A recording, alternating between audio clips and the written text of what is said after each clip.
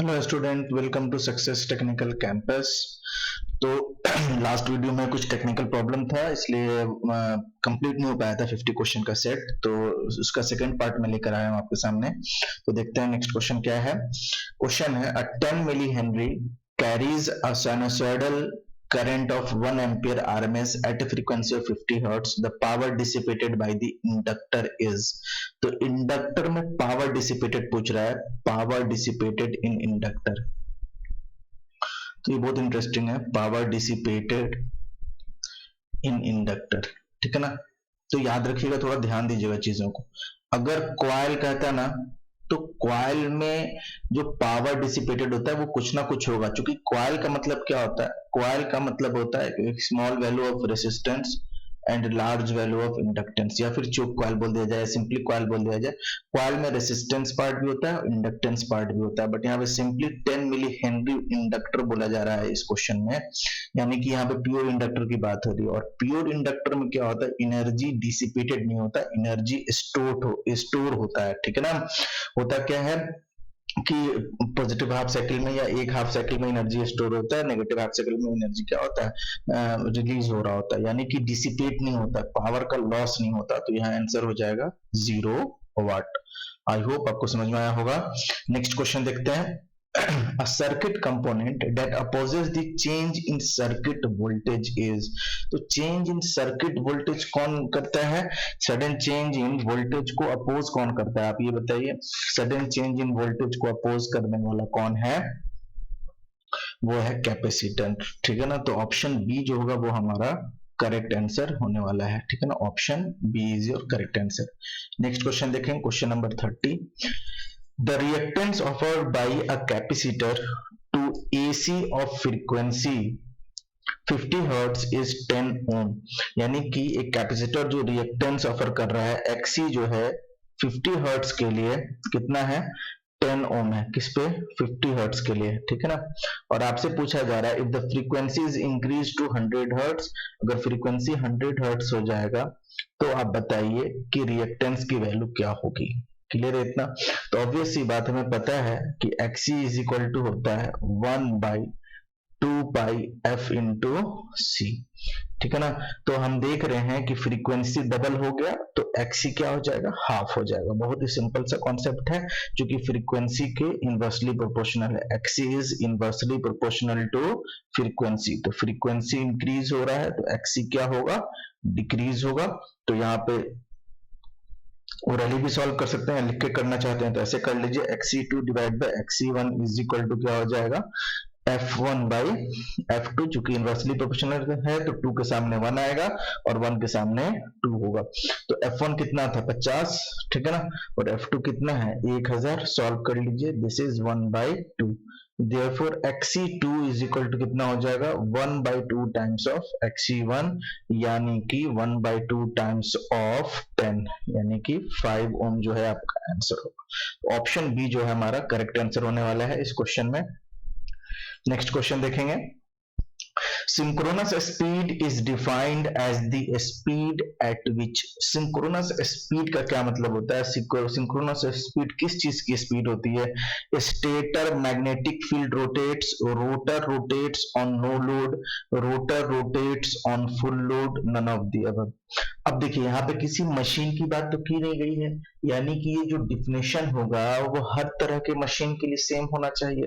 तो देखिए, synchronous machine में क्या होता है? सिंक्रोनस मशीन की अगर हम लोग बात करें तो सिंक्रोनस मशीन में जो स्टेटर रोटेटिंग मैग्नेटिक फील्ड होता है उसकी भी स्पीड ns होती है, कोई दिक्कत नहीं है। और रोटर स्पीड भी क्या होता है?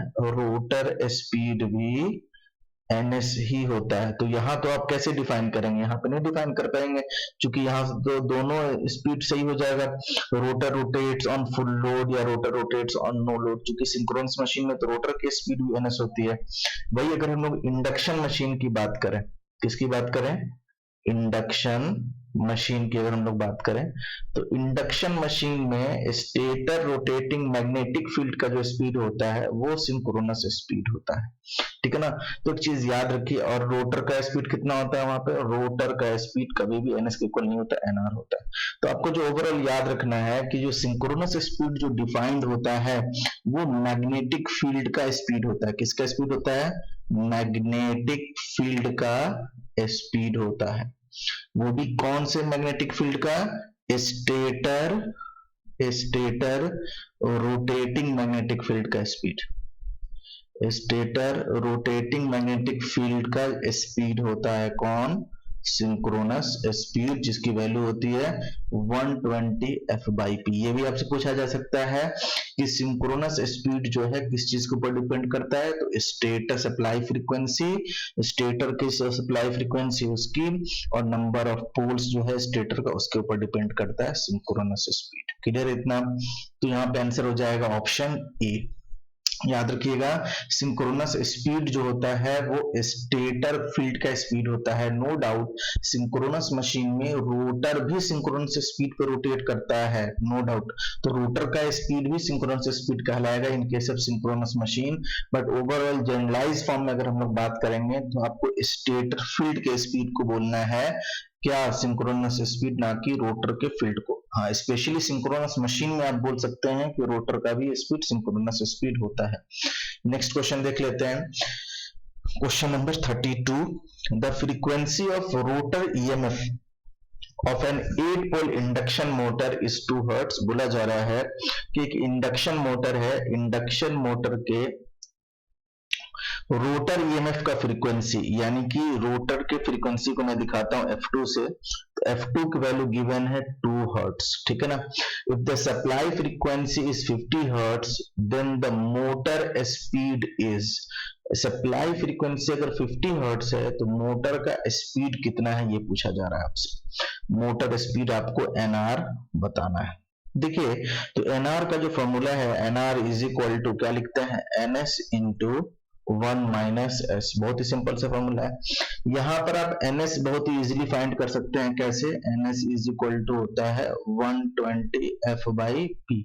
यहाँ पे f गिवन है, f कितना है, f है 50 हर्ट्ज और नंबर ऑफ पोल्स गिवन है 8। इसको आप सॉल्व कर लीजिए, आंसर आ जाएगा। ये इजीली कट जाएगा, 4 2 ज़ा 8, 4 3 ज़ा 12 और ये 0, ये हो जाएगा 15। तो ये आ जाएगा आपका स्पीड आ जाएगा 750 आरपीएम, ठीक है ना। ये हमें पता भी होना चाहिए डायरेक्टली कि 8 पोल पर सिंक्रोनस स्पीड कितना होता है। तो यहाँ पे ns पता है हमको बट s नहीं पता, तो s यहां से निकाल लेंगे। देखिए एक फॉर्मूला होता है F2 is equal to s into f, ठीक है ना। और F2 की वैल्यू गिवन है 2 हर्ट्ज और s नहीं पता हमको, सप्लाई फ्रीक्वेंसी गिवन है 50 हर्ट्ज। सॉल्व कर लेंगे इसको, s इज इक्वल टू हो जाएगा 2/50 यानी कि 1/25। इसको यहाँ पुट कर दीजिए, आंसर आ जाएगा nr इज इक्वल टू हो गया ns 750 इंटू 1 माइनस 1/25। सॉल्व करेंगे 750 इंटू 24/25। इसको अगर सॉल्व करेंगे तो ये 3 टाइम्स जाएगा, 30 हो गया। इसको अगर सॉल्व करेंगे तो 4 3 का 12 और 3 दूनी 6 1 7, ठीक है ना। 720 आरपीएम जो है आपका आंसर होगा, ठीक है ना। तो ऑप्शन डी जो है वो आपका करेक्ट आंसर है, 32 का आंसर होगा D. Next question, the rotor frequency of a 3 phase 5 kilowatt 400 volt 50 hertz 4 pole slip ring induction motor is 25 hertz. Again देखिए रोटर का फ्रीक्वेंसी गिवन है 25 hertz. The speed of motor when connected to 400 volt 50 hertz supply will be। सिर्फ यहाँ language थोड़ा सा अजीब सा बनाया गया जिससे आप कंफ्यूज हो जाए, इसमें कुछ है नहीं, क्वेश्चन में दम नहीं है। यहाँ पे सिंपली बोला जा रहा है कि रोटर की फ्रीक्वेंसी यहाँ गिवन है, सेम टाइप का क्वेश्चन है। रोटर की फ्रीक्वेंसी गिवन है 25 हर्ट्ज, सप्लाई फ्रीक्वेंसी गिवन है कितना 50 हर्ट्ज, ठीक है। और आपसे पूछा जा रहा है कि रोटर की स्पीड बताइए। तो पहला काम हम लोग करते हैं कि सिंक्रोनस स्पीड फाइंड कर लेते हैं 120 f/p से। तो ये कितना आ जाएगा, क्योंकि 4 पोल के लिए है तो ये आ जाएगा 1500 आरपीएम। ठीक है ना। रोटर स्पीड आपको बताना है तो आपको स्लिप चाहिए, तो स्लिप इज इक्वल टू होता है F2 by F, डायरेक्ट कर लीजिए, अभी सिखाया था मैंने, F2 is equal to S into F लिख सकता है। तो 25 डिवाइड बाई 50 करेंगे, ये हो जाएगा 1/2। फॉर्मूला में पुट कर दीजिए, NR is equal to NS into 1 minus S। Apply कीजिए, NS की वैल्यू है 1500 इंटू 1 माइनस S कितना है 1/2। सॉल्व कर लीजिएगा, आंसर आ जाएगा 750 आरपीएम। 750 आरपीएम आपका आंसर आ जाएगा। ठीक है ना। तो ये सब क्वेश्चंस जो है बार बार रिपीट होते हैं मेरे सेट में। इसका लॉजिक इसका यही है कि ये बहुत ही जनरल क्वेश्चन से हमेशा आपके एग्जाम्स में आते हैं, तो आपको टाइम बहुत ही कम लगना चाहिए ऐसे न्यूमेरिकल क्वेश्चंस को सॉल्व करने में, तभी आप दूसरों से आगे जा पाइएगा। इसीलिए सेम टाइप के क्वेश्चंस पे मैं आपको रिपीट करता हूँ। देखिए, बहुत ज्यादा नया चीज पढ़ने का कोई फायदा नहीं है, एक ही चीज को बार बार आप रिपीट करते हैं, रिकॉल करते हैं, तो वो ज्यादा काम आएगा आपके। आ रही बात समझ में कि नहीं। तो इसलिए इस टाइप के क्वेश्चंस को जितना फास्ट कर सकते हैं सॉल्व, वो आपको आना चाहिए। तो इतनी बार सॉल्व करें कि जैसे आपको 4 पोल दिखा, 50 हर्ट्ज दिखा, डायरेक्ट आपको पता होना चाहिए कि NS इज इक्वल टू कितना हो जाएगा 1500 आरपीएम। 8 पोल दिखा 750 आरपीएम, 6 पोल 50 हर्ट्ज है 1000 आरपीएम। डायरेक्ट आपको बोलने आना चाहिए, ये नहीं कि हर चीज को आप कैलकुलेट कर रहे हैं बैठ के। ठीक है ना। तो ऑप्शन सी जो होगा वो करेक्ट आंसर होगा 33 का। 34 देख लेते हैं। The stable operation of an induction motor is, ठीक है ना। स्टेबल ऑपरेशन इंडक्शन मोटर कहां से कहां आता है, zero slip and unity slip. Zero slip का मतलब हो गया नो लोड से लेकर और विदाउट लोड, है ना। नो लोड से लेकर स्टैंड स्टिल तक की बात हो रही है जीरो स्लिप का मतलब। Zero slip is equal to zero का मतलब क्या होता है, slip is equal to zero का मतलब होता है almost no load condition. S is equal to 1 का मतलब क्या होता है, स्टैंड स्टिल कंडीशन, है ना। स्टैंड स्टिल कंडीशन है, यानी कि रेस्ट वाला कंडीशन। कौन सा कंडीशन है, रेस्ट कंडीशन है। Between zero slip and slip corresponding to maximum torque. तो इसके लिए थोड़ा सा एक ग्राफ बना लेते हैं, आपको समझ में आ जाएगा। देखिए, हम लोग जो ग्राफ बना रहे हैं,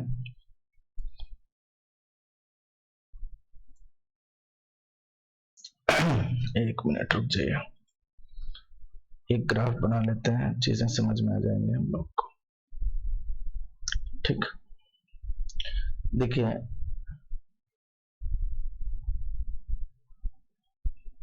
एक minute,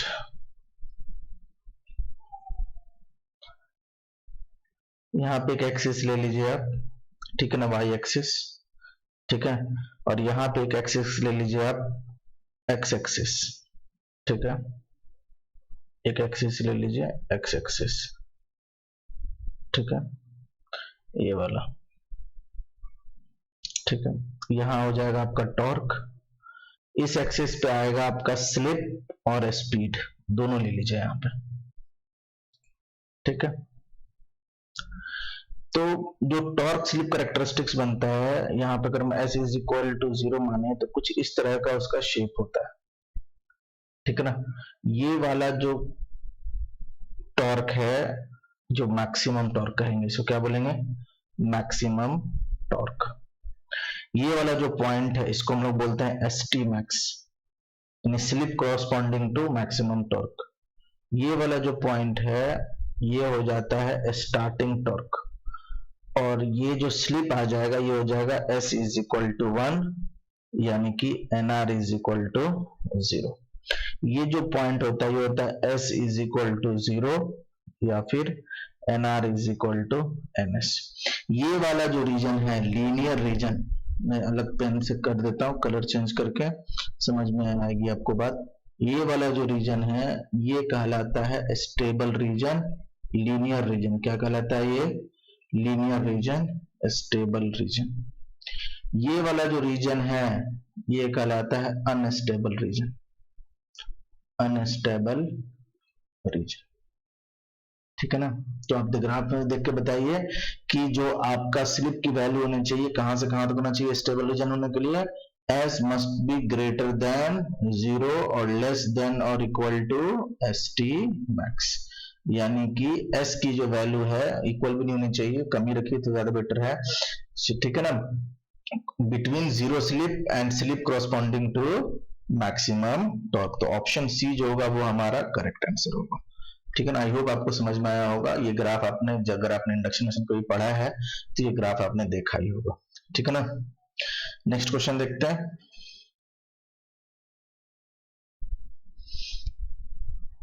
Question number 35. Consider the following statement: as a three-phase induction motor is loaded from no load to rated load, there is an improvement in power factor. The torque increases almost in proportion to slip. The air gap flux falls sharply. देखिए, जिस तरह transformer में flux की value constant रहती है, वैसे ही induction machine में भी फ्लक्स का वैल्यू कांस्टेंट होगा। तो 3 जिसमें भी है उसको आप हटा दीजिए, तो ये भी हट गया, ये भी हट गया, ये भी हट गया। तो ऑप्शन बी जो होगा वो करेक्ट आंसर हो जाएगा। फिर भी मैं एक्सप्लेन कर देता हूं। जब भी आप no load to full load जाते हैं ना, तो पावर फैक्टर जो है वो इंक्रीज होता है। क्या होता है?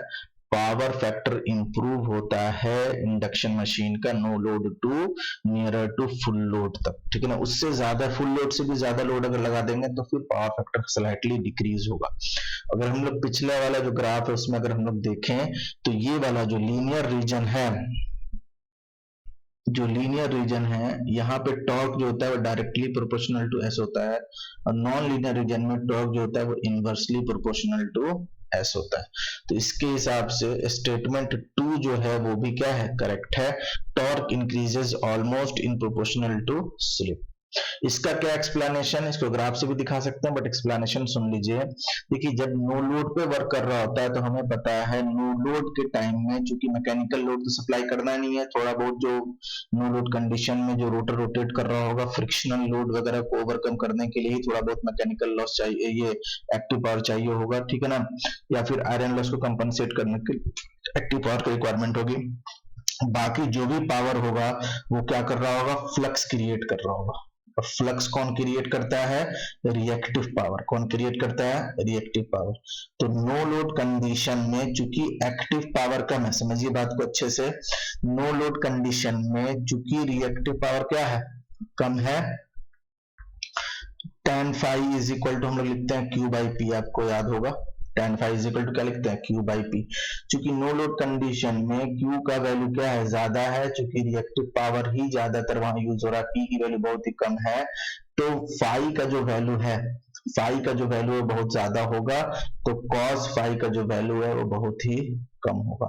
बट जैसे ही आप लोड लगाएंगे तो एक्टिव पावर जो है सिस्टम में वो क्या हो जाएगा? बढ़ जाएगा। और दूसरे तरीके से भी चीजों को एक्सप्लेन किया जा सकता है, बट यहाँ पे यही बेटर है। तो फ्लक्स तो आपका कांस्टेंट है, तो रिएक्टिव पावर आपका कांस्टेंट है, कोई दिक्कत नहीं है।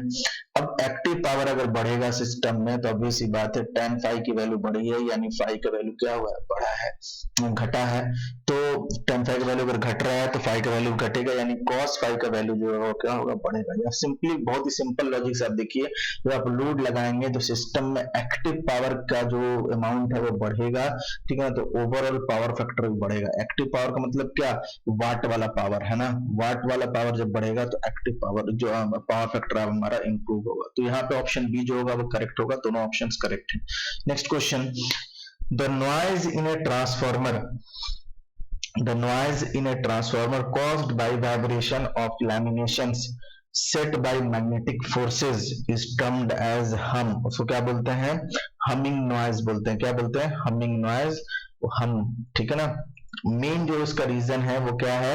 मैग्नेटोस्ट्रिक्शन फिनोमेना, MSP की वजह से हम होता है। नेक्स्ट है, the leakage flux of primary and secondary winding can be reduce to the minimum. Primary और सेकेंडरी वाइंडिंग का जो लीकेज फ्लक्स होता है उसको कैसे हम लोग मिनिमम कर सकते हैं? Winding primary and secondary coils on separate limbs, no. Winding primary and secondary coils one upon the other coaxially, बिल्कुल। जब तक आपका जो है जितना पास पास वाइंडिंग रहेगा, जितना एक दूसरे के आसपास वाइंडिंग रहेगा, उतना ही कम लीकेज फ्लक्स होगा। लीकेज फ्लक्स वो फ्लक्स होता है जो सिर्फ प्राइमरी से लिंक करता है या जो सिर्फ सेकेंडरी से लिंक करता है। जो दोनों से लिंक नहीं करता वो कहलाता है लीकेज फ्लक्स। हमें कौन सा फ्लक्स चाहिए होता है वर्क कराने के लिए? हमें चाहिए होता है वर्किंग फ्लक्स। और वो फ्लक्स कौन सा होता है? वर्किंग फ्लक्स को ही बोलते हैं मेन फ्लक्स, म्यूचुअल फ्लक्स, वो कौन सा फ्लक्स होता है? जो प्राइमरी और सेकेंडरी दोनों से जो लिंक करता है उसको हम लोग बोलते हैं वर्किंग फ्लक्स, ठीक है ना। तो दोनों से लिंक करने वाला फ्लक्स कब होगा? जब दोनों वाइंडिंग्स पास पास होंगे। तो अगर उनको सेपरेट लिंक्स पर अगर आप बांधिएगा, हम लोग दिखाते हैं सेपरेट लिंक्स, बट एक्चुअल में अगर हम लोग बात करें तो वो एक ही लिंक्स पे बने, वो उनका उनका वाइंडिंग होता है, ठीक है ना। तो ऑप्शन बी जो है वो आपका करेक्ट आंसर है। आपको ट्रांसफार्मर अगर डिटेल में करना है तो आप देख सकते हैं यूट्यूब पे पूरा ट्रांसफार्मर का वीडियो पड़ा हुआ है बहुत डिटेल में। नेक्स्ट क्वेश्चन देख लेते हैं। In a power transformer primary winding is always wound with many turns of thin wire, ठीक है ना। प्राइमरी वाइंडिंग की बात हो रही है। Primary winding is always wound with many, ऐसा जरूर नहीं है, वो तो डिपेंड करेगा ना कि भाई प्राइमरी क्या है, हाई वोल्टेज वाइंडिंग है कि लो वोल्टेज वाइंडिंग है, इसके ऊपर डिपेंड करेगा कि उसको थिक वायर से डालना है या फिर थिन वायर से डालना है, ठीक है ना। नेक्स्ट है सेकेंडरी वाइंडिंग। सेकेंडरी वाइंडिंग को भी आप जब तक आप बताइएगा नहीं कि वो हाई वोल्टेज वाइंडिंग है लो वोल्टेज वाइंडिंग, तब तक आप डिसाइड कैसे कर सकते हैं? नहीं कर सकते हैं। ऑप्शन सी देखते हैं। Low voltage winding is always wound with laser number of turns of thick wire, ये स्टेटमेंट सही लग रहा है। High voltage winding is always wound with large number of turns of thicker wire, thicker wire नहीं होगा thinner wire, thinner wire अगर होता ना तो ये भी स्टेटमेंट सही होता। तो ऑप्शन सी जो है वो करेक्ट है। याद रखिएगा कि एलवी वाइंडिंग को, एलवी वाइंडिंग जो होता है लो वोल्टेज वाइंडिंग जो होता है, कहीं भी आपको दिखे जहां लो वोल्टेज का काम करना है आपको याद रखिएगा, लो वोल्टेज वाइंडिंग में लेस नंबर ऑफ टर्न्स होगा, लेस नंबर ऑफ टर्न्स होगा। चूंकि लो वोल्टेज वाइंडिंग है, वाइंडिंग जो वोल्टेज होता है वो नंबर ऑफ टर्न्स के ऊपर डिपेंड करता है, तो लो वोल्टेज वाइंडिंग है तो नंबर ऑफ टर्न्स कम रखना है आपको। लो वोल्टेज वाइंडिंग जो होता है ना वो सेम पावर की अगर बात करें तो हाई करंट कैरी करेगा, तो अगर करंट कैरिंग अगर हाई है तो ऑब्वियस ही बात है मोटा वायर यूज करना पड़ेगा, तो थिक वायर यूज करते हैं। क्या यूज करते हैं? थिक वायर हम लोग यूज करते हैं। सिमिलरली एचवी वाइंडिंग की अगर हम लोग बात करें तो एचवी वाइंडिंग में जो होगा ज्यादा से ज्यादा नंबर होना चाहिए, मोर नंबर ऑफ टर्न्स होना चाहिए, चूंकि वहां पर क्या होना है, ज्यादा वोल्टेज इंड्यूस होना है और थिन वायर होगा। क्यों? चूंकि करंट रेटिंग क्या होता है, लो होता है, तो थिन वायर होगा। क्या लेंगे? थिन वायर लेंगे यहाँ पर।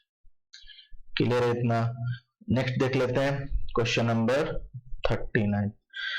Natural air cooling is used for transformers of rating up to, natural cooling जो है ट्रांसफार्मर का वो किस रेटिंग तक हम लोग यूज कर सकते हैं? तो क्वेश्चन नंबर 39 का जो आंसर होगा वो होगा सी, 5 से 10 केवी तक का जो ट्रांसफार्मर होगा वहां पे नेचुरल ऑयल कूलिंग हम लोग यूज करते हैं। Next question, which of the following connection of transformer will give the highest secondary voltage?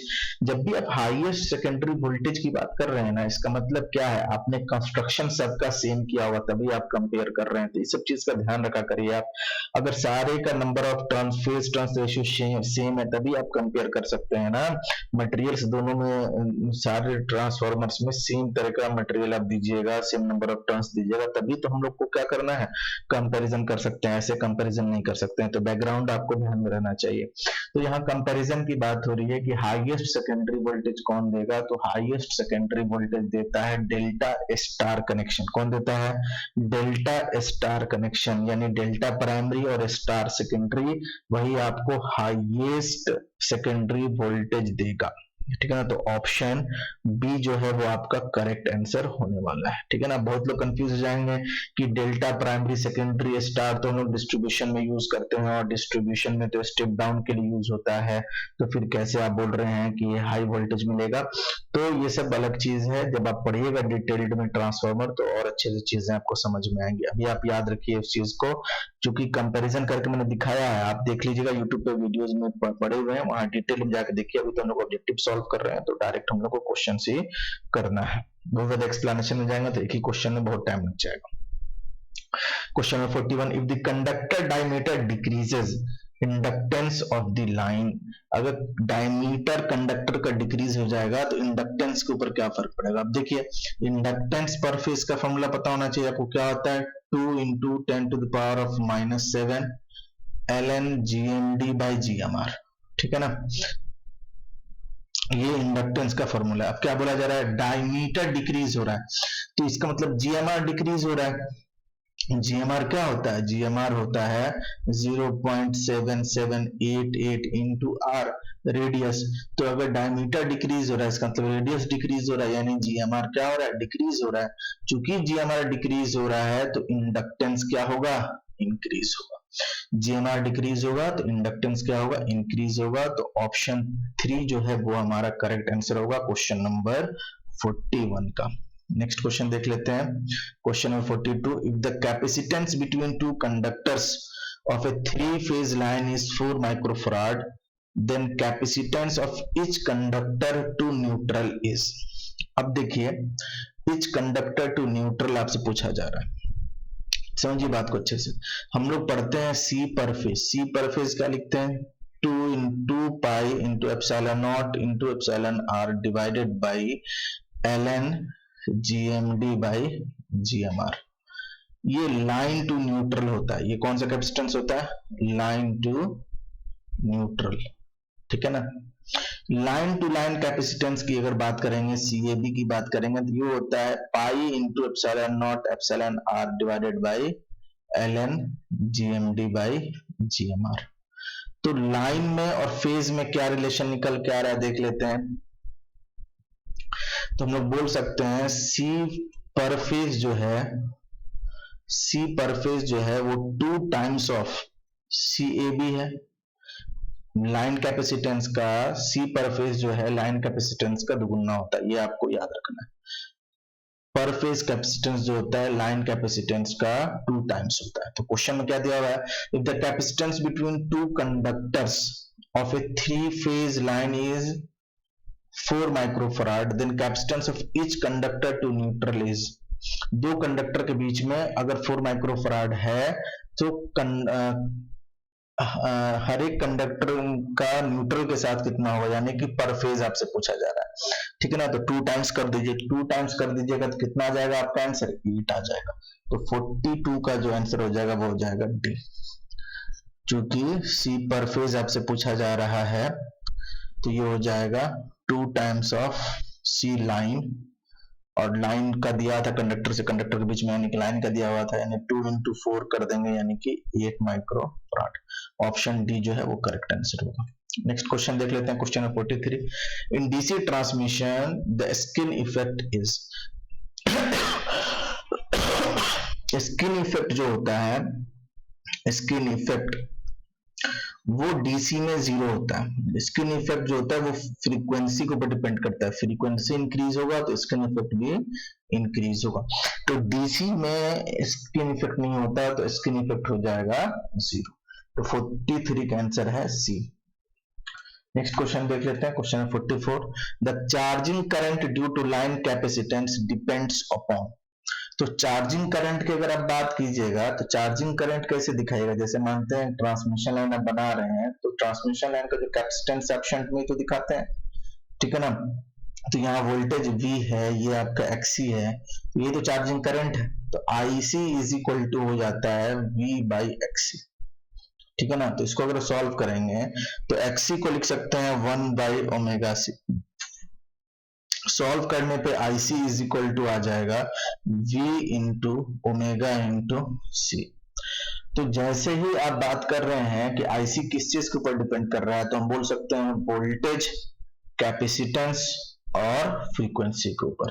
तो लाइन कैपेसिटेंस बिल्कुल सही है, लाइन वोल्टेज ये भी सही है, सप्लाई फ्रीक्वेंसी ये भी सही है। तो ऑल ऑफ द अबव जो होगा आपका आंसर हो जाएगा। नेक्स्ट क्वेश्चन देख लेते हैं, question number 45। Bundled conductors are used to. Bundle conductor हम लोग किस लिए यूज करते हैं? बंडल कंडक्टर यूज करने के से क्या होता है, जो GMR की वैल्यू होती है वो इंक्रीज हो जाती है। बंडल कंडक्टर यूज करते हैं तो उसको हम लोग लिखते हैं सेल्फ GMD। क्या लिखते हैं? GMR की जगह क्या लिखते हैं? Self GMD। और सेल्फ GMD जो होता है, सेल्फ GMD जो होता है वो GMR से बड़ा होता है। किसके लिए? जब हम लोग इंडक्टेंस की बात कर रहे होते हैं तो। और अगर हम लोग बात करें किसकी, अगर हम नहीं, ठीक है, इंडक्टेंस की बात कीजिए तब भी और कैपेसिटेंस की बात कीजिए तब भी, कोई दिक्कत वाली बात नहीं है, ठीक है ना। तो सेल्फ GMD जो होगा GMR से क्या होगा? बड़ा होगा। तो अगर हम बात करें इंडक्टेंस की, तो इंडक्टेंस पर फेज जो होगा वो होता है 2 into 10⁻⁻7 ln GMD by GMR। ठीक है ना, GMR के जगह पे हम लिख देंगे यहाँ पे सेल्फ GMD। ठीक है ना, तो ओवरऑल ये वैल्यू बढ़ गया तो इंडक्टेंस का वैल्यू क्या होगा, घटेगा। सिमिलरली अगर हम लोग बात करें C पर फेज की, तो C पर फेज जो होगा वो होता है 2 pi epsilon naught epsilon r ln GMD by self GMD की अगर बात करेंगे, नॉर्मल कंडक्टर में सिर्फ GMD होता था, यहाँ हो जाएगा सेल्फ GMD, तो ये इंक्रीज हो गया, तो ओवरऑल ये टर्म क्या हो गया, घट गया, यानी कैपेसिटेंस क्या हो जाएगा, बढ़ जाएगा। तो एक बात समझ में हमको आ रहा है कि सेल्फ GMD से होता क्या है, इंडक्टेंस का वैल्यू घटता है, ठीक है ना, जो कि अच्छी बात है। कैपेसिटेंस का वैल्यू, लाइन कैपेसिटेंस का वैल्यू बढ़ता है, ये भी अच्छी बात है। इसलिए हम लोग GMD, हम लोग बंडल कंडक्टर यूज करते हैं। और ओवरऑल जो मेन फायदा इसका है वो क्या है कि ओवरऑल जो है हमारा जो कोरोना लॉस होता है वो क्या हो जाता है, डिक्रीज हो जाता है आप अगर बंडल कंडक्टर यूज करते हैं। तो देख लेते हैं, reduce line capacitance and inductance गलत है, दोनों को रिड्यूस नहीं करता, इंडक्टेंस को रिड्यूस करता है और कैपेसिटेंस को इंक्रीज करता है, तो ये ऑप्शन गलत है। Increase line inductance and capacitance, ये भी गलत है, कैपेसिटेंस को इंक्रीज करेगा और इंडक्टेंस को डिक्रीज करेगा। Reduce corona loss and line inductance, तो ऑप्शन 3 जो है वो हमारा करेक्ट है। ठीक है ना, ऑप्शन डी जो है वो गलत है।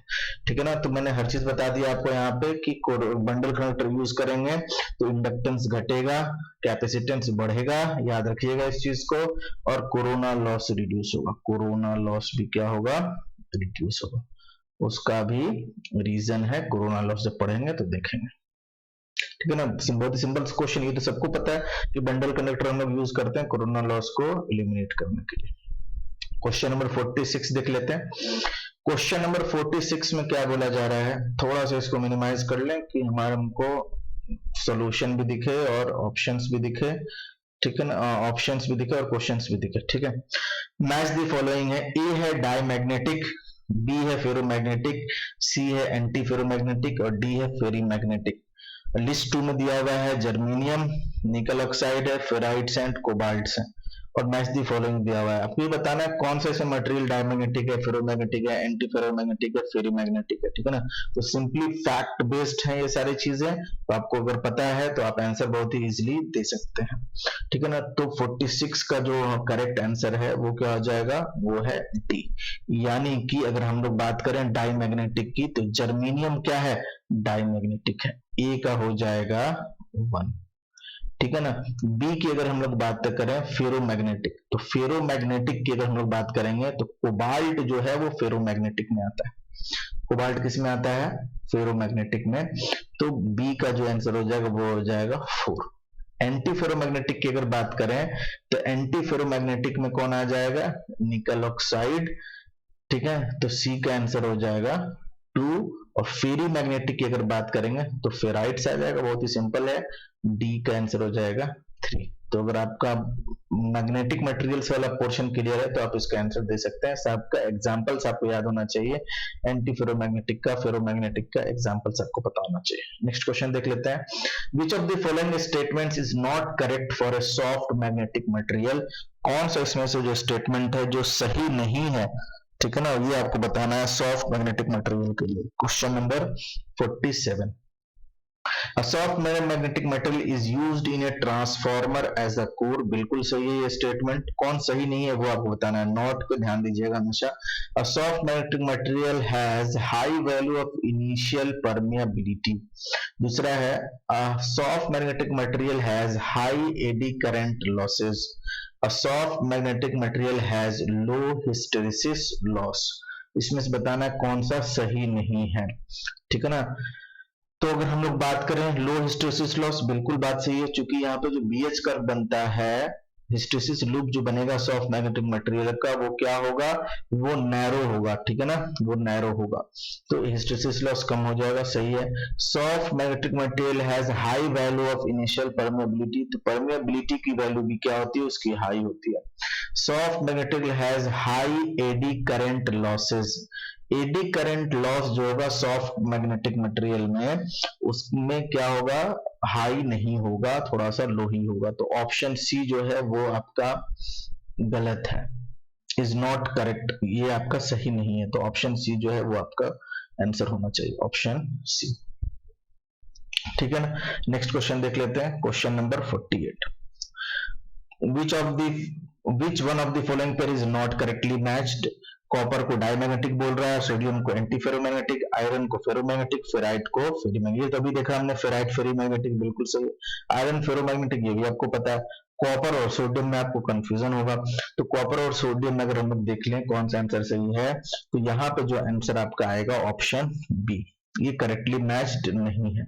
ऑप्शन बी जो है वो करेक्टली मैच नहीं है। ऑप्शन ए ठीक है, कॉपर जो होता है डायमैग्नेटिक, तो सोडियम जो होता है वो पैरामैग्नेटिक में आता है। तो ऑप्शन बी जो है वो करेक्ट आंसर, करेक्टली मैच नहीं है, तो ऑप्शन बी जो होगा वो हमारा आंसर हो जाएगा। नॉट पूछा जा रहा है आपसे, कौन सही से मैच नहीं है। ठीक है ना, याद रखिएगा। ये तो क्या है, इसके आउटर मोस्ट शेल में एक सिंगल इलेक्ट्रॉन्स है, ये एंटी फेरोमैग्नेटिक नहीं हो सकता है। Next question, constantan is an alloy composed of. Constantan एक मटेरियल है, वो अलॉय है, किस चीज को अलॉय होता है, वो क्या क्या उसमें मिला हुआ होता है, वो सारी चीजें आती हुई हैं, कंपोजिशन। तो इसका जो सही आंसर है वो है सी, 60% कॉपर और 40% निकल मिला के हम लोग क्या बनाते हैं, कॉन्स्टेंटन मटेरियल को क्रिएट करते हैं। ठीक है, तो याद रखिएगा, सारे फैक्चुअल क्वेश्चंस हैं, आपके एग्जाम्स में पूछे जाते हैं, फेमस क्वेश्चंस हैं सारे। एक और मैच द फॉलोइंग क्वेश्चन दिया आपके पास, एल्यूमिनियम है, फास्फोरस ब्रॉन्ज है, कार्बन है, नाइक्रोम है। लिस्ट 2 में लिखा हुआ है current carrying spring, heating element, ठीक है ना, commutator brush, telephone cords and trolley wires. तो इसमें से आपको क्या दिख रहा है, नाइक्रोम सीधे दिख रहा है आपको, डी का आ जाएगा 2, ये तो बहुत ही फेमस है, बच्चा ही बता देगा। नाइक्रोम हम लोग as a heating element use करते हैं, कोई दिक्कत वाली बात नहीं है। फास्फोरस ब्रॉन्ज की अगर कोई बात करेगा, फास्फोरस ब्रॉन्ज की, तो फास्फोरस ब्रॉन्ज हमें पता है किस चीज का बना होता है। फास्फोरस ब्रॉन्ज को हम लोग कहाँ यूज करते हैं, हम लोग यूज करते हैं करंट कैरिंग स्प्रिंग में। ठीक है ना, स्प्रिंग हमारा फास्फोरस ब्रॉन्ज का बना होता है। तो यहाँ पे आ जाएगा बी का आंसर हो जाएगा क्या, करंट कैरिंग स्प्रिंग 1। तो B1 D2 देखिए तो कहां पर है, B1 बी और सी में है, और 2 कहां है, यहां पर ऑप्शन सी में है, यहां पर ये वाला B1 और D2। तो ऑप्शन सी जो है वो करेक्ट आंसर होना चाहिए मेरे हिसाब से। ठीक है ना, तो और भी देख लेते हैं, इतना से जो भी आपको आता है वहीं से पहले आपको मैच कर लेना चाहिए, फिर आगे देख लेंगे। ठीक है ना, कार्बन की अगर बात करें तो कार्बन किस लिए यूज होता है, कम्यूटेटर ब्रश में यूज होता है। तो सी का आंसर हो जाएगा 3, देखिए सी का आंसर 3 है, क्लियर है।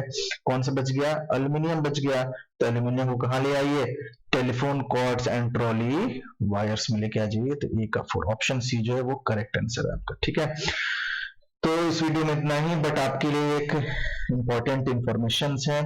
देखिए, लॉकडाउन की वजह से मैंने मेरा जो ऑनलाइन कोर्स है उसकी जो प्राइसेस है मैंने बहुत ही डाउन कर दिया है। ठीक है ना, डिस्काउंट बहुत ही ज्यादा दे रहा हूं मैं, 60% डिस्काउंट चल रहा है उसके ऊपर।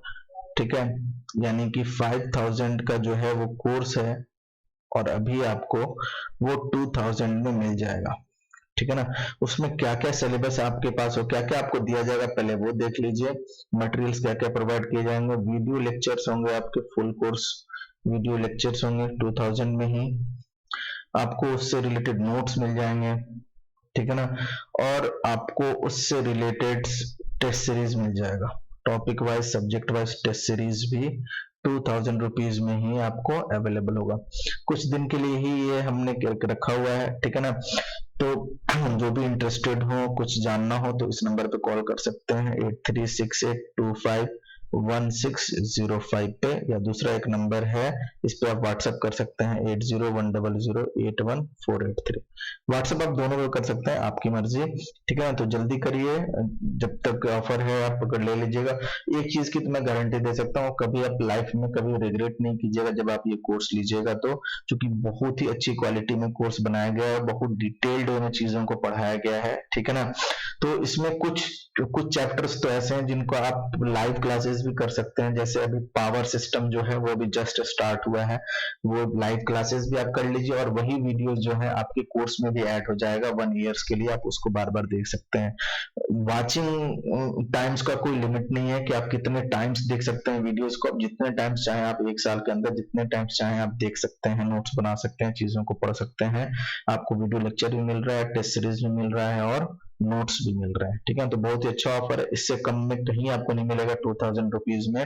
ठीक है ना, तो आप आइए, ऐप जरूर डाउनलोड कीजिए मेरा सक्सेस टेक्निकल कैंपस का। और परचेज करने से पहले देखिए घबराना नहीं, ऐसा नहीं कि मैंने बोल दिया तो आप परचेज कर लीजिए, वहां पे डेमो वीडियोस पड़े हुए हैं, आप डेमो वीडियोस देख सकते हैं, आप चैट कर सकते हैं बच्चों से, अगर कोई आपके जान पहचान का हो जो मुझसे पढ़ा हुआ है या कोई ऑनलाइन कोर्स लिया, आप उससे बात कर सकते हैं, या मेरे वीडियोस देख सकते हैं यूट्यूब पे मैं कैसे पढ़ाता हूँ, उसके बाद ही आप परचेज करिए जब आप 100% सेटिस्फाई हो जाए तो। ठीक है ना, चलिए ओके, आज के लिए इतना ही। कोई प्रॉब्लम हो तो आप इस नंबर पर कॉल करके बात कर सकते हैं।